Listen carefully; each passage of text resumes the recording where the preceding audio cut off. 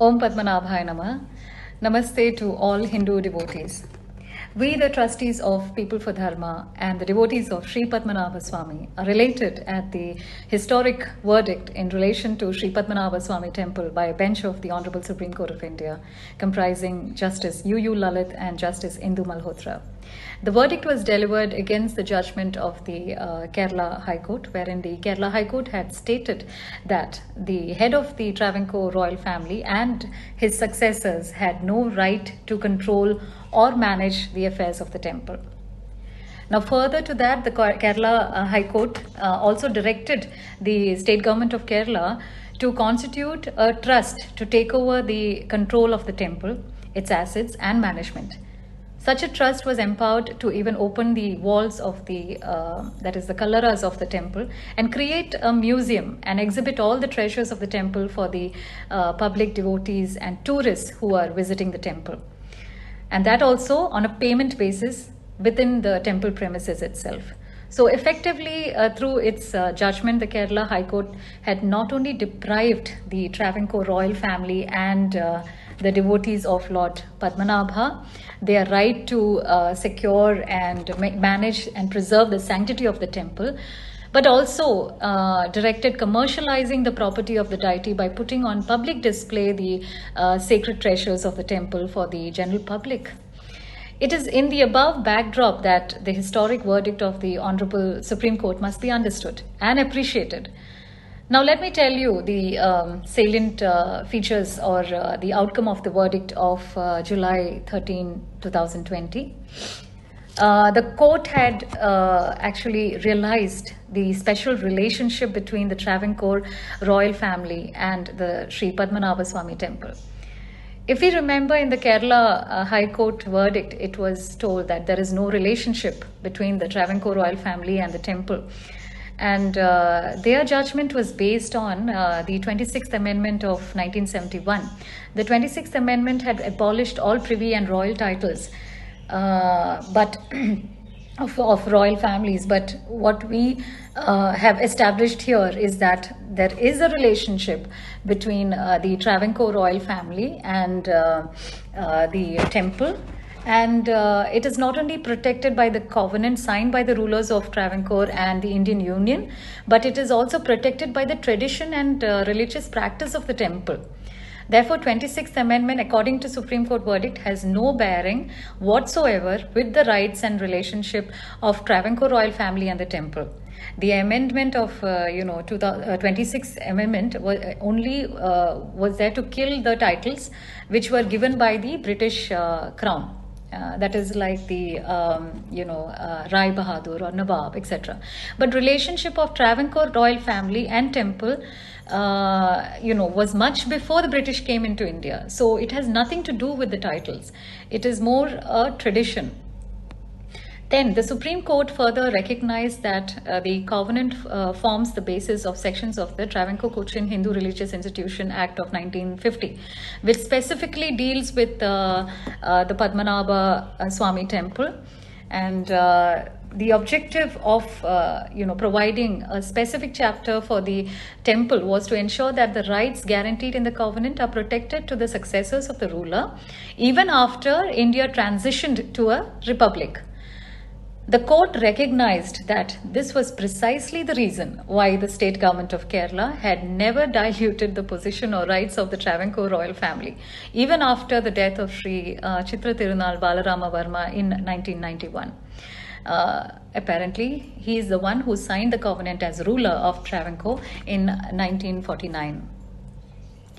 The Supreme Court then set aside the judgment of Kerala High Court and laid down a new administration structure for the temple, largely based on the suggestions placed before the court by the head of the Travancore royal family himself. Let us now see how the structure has been laid down by the Supreme Court. Decisions relating to all policy matters of the temple shall be taken by the ruler or the Maharaja or the head of the Travancore royal family, who shall take advice from the advisory committee. This advisory committee consists of 3 members. Now, a second committee also will be formed, which is called the Administration Committee, and it will be consisting of 5 members, and they shall exercise the powers of administration of the temple. This will be subject to control and supervision of the ruler once again. The 5-member administration committee will consist of a district judge of Travancore, 1 member of nominated by the ruler, 1 member nominated by the state government of Kerala, 1 member by the Union Ministry of Culture, by the central government, and of course the chief tantri of the temple. But most importantly, the administration committee shall not take any decision on certain matters of policy unless they obtain the approval of the ruler. Mind you, it is not only consultation but the approval of the ruler. So what are these policy matters? Any expenditure exceeding rupees 15 lakhs per month, any one-time expense of rupees 1 crore, any major renovation or expansion of the temple, any changes in standard operating procedures of the temple administration, then any fundamental changes in the character of the temple that would affect the religious sentiments of its devotees. Then also they have mentioned that all members of both the administration and the advisory committee shall be Hindus. With this, we see that the Supreme Court has restored the position of the head of the Travancore royal family as the she-bait of the temple, and under the supervision of the ruler, both the committees will function. Then in paragraph 116 of the judgment, the court has spelled out detailed directions to preserve the religious practices of the temple, that is to recover property of temple from encroachers and to ensure funds of the temple are spent on religious and charitable purposes. Most critically, the decision of opening Kallara B has been left to the advisory committee since it's a matter of policy and tradition.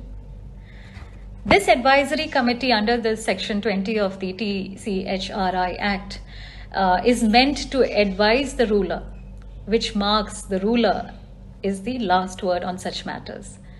Therefore, notwithstanding the presence of a nominee of union government, a nominee of Kerala state government, or a district judge in the 5-member administration committee and a retired high court judge in the 3-member advisory committee, the overall control on all issues, minor or major, has been kept under the trust of the ruler.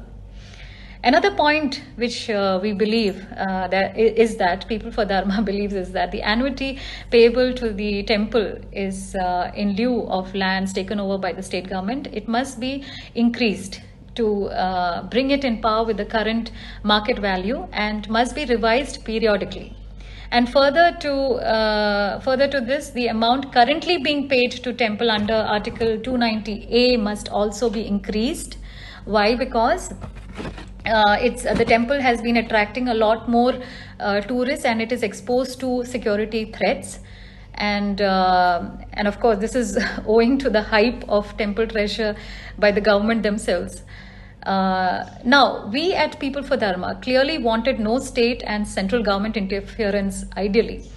And we understand that this is not the perfect template for temple autonomy, but we welcome the Supreme Court verdict in the hope that it will, definitely look into the temporal and spiritual concerns of the devotees of Lord Padmanabha.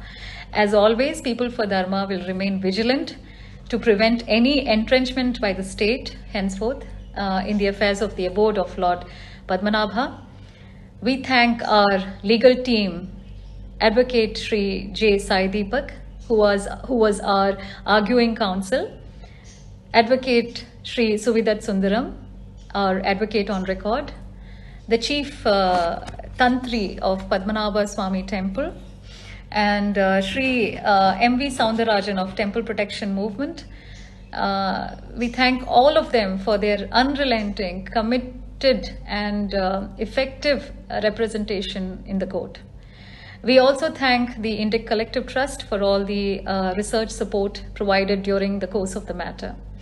Above all, we thank Lord Padmanabha for giving us all this opportunity to contribute to his cause, the cause of Dharma.